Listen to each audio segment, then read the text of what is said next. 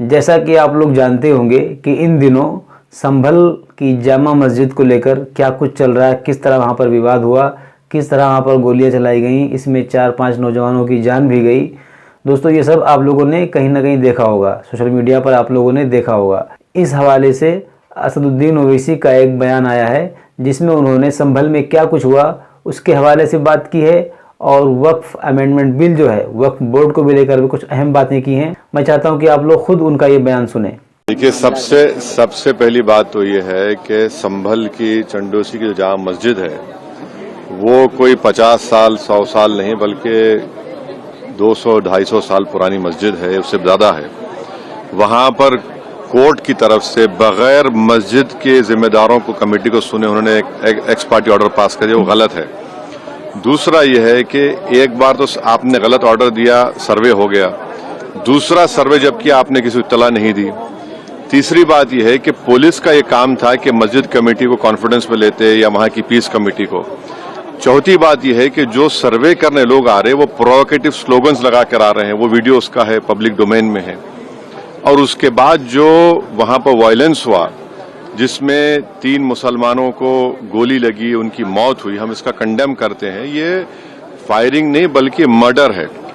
और जब से बाबरी मस्जिद राम मंदिर का जजमेंट आया, जिस बात को मैं पर्टिकुलरली कह रहा हूं कि उस जजमेंट के बाद ये सब चीजें खुलेंगी और एक के बाद एक खुल रही हैं। एएसआई प्रोटेक्टेड मॉन्यूमेंट सब बातें कर रहे हैं, क्या एएसआई के कानून में नहीं है कि आप उसका रिलीजियस नेचर चेंज नहीं, कैरेक्टर चेंज नहीं कर सकते? किस बुनियाद पे कर रहे हैं ये?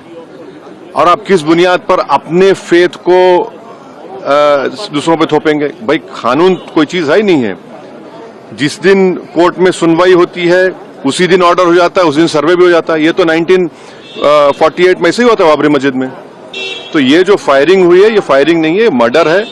और जो भी ऑफिसर्स इन्वॉल्व है उनको सस्पेंड करना चाहिए और एक सिटिंग हाईकोर्ट जज से उसकी इंक्वायरी होनी चाहिए। ये सरासर गलत है, जुल्म हो रहा है वहां पर। तो संभल में वहां के सांसद के एफआईआर दर्ज कर दिया गया। आप जिस पे चाहे कर लीजिए भाई, जिस पे भी चाहे कर लीजिए, जज आप, जूरी आप, सब आप, तो बचेगा क्या फिर? अब सर जेपीसी में आप लोगों ने समय मांगा है, क्या कहेंगे? जी, जैसा अभी आपने हमारे डेलीगेशन तरफ से बोला गया है, मैं उसको रिपीट करना नहीं चाहता। और स्पीकर साहब ने बड़ी इत्मीनान से हमारी पूरी जितने मेंबर्स 11 नॉन बीजेपी एमपीज गए थे उनकी बात को सुना। वो बोले कि इसके ऊपर कंसिडर करेंगे और हमको उम्मीद है कि ऑनरेबल स्पीकर साहब इसका टेन्योर बढ़ाएंगे। क्योंकि आप देखिए, बंगाल नहीं गई कमेटी, बिहार हम लोग नहीं गए, उत्तर प्रदेश में शिया वक्फ की प्रॉपर्टीज को हमने नहीं देखा। तो ऐसे कई, दिल्ली के मंत्री को बुलाना है, ऐसे कई स्टेट्स है जहां पर कमेटी को जाना चाहिए। वो स्टेक होल्डर्स हैं, उनकी बात को सुनना बहुत जरूरी है।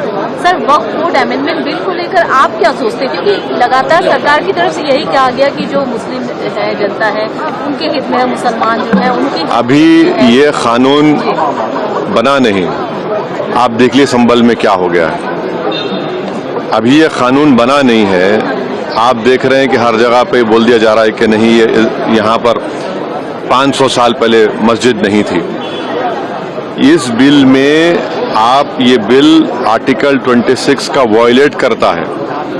ये संविधान के फंडामेंटल राइट का 26 का ग्रेव वायलेशन है। ये बिल कलेक्टर को इतने पावर्स दे रहा है कि कलेक्टर तय करेगा कि कौन सी वक्फ प्रॉपर्टी है नहीं है। ये कैसे होगा? कलेक्टर कैसा जज होगा अपने ही केस में?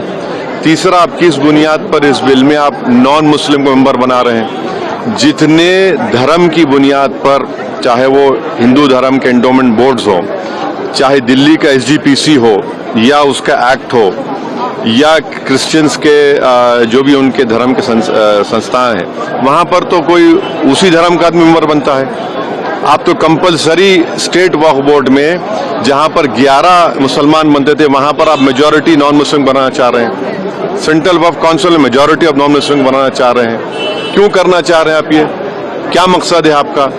कलेक्टर को इतना पावर दे रहे हैं। तो ये आर्टिकल 26 का ग्रेव वायलेशन है और इसीलिए वक्फ को बचाने के लिए नहीं लाया जा रहा है। ये वक्फ को खत्म करने के लिए, और वक्फ बोर्ड को सिर्फ एक पोस्ट ऑफिस बना के रखना चाह रहे हैं।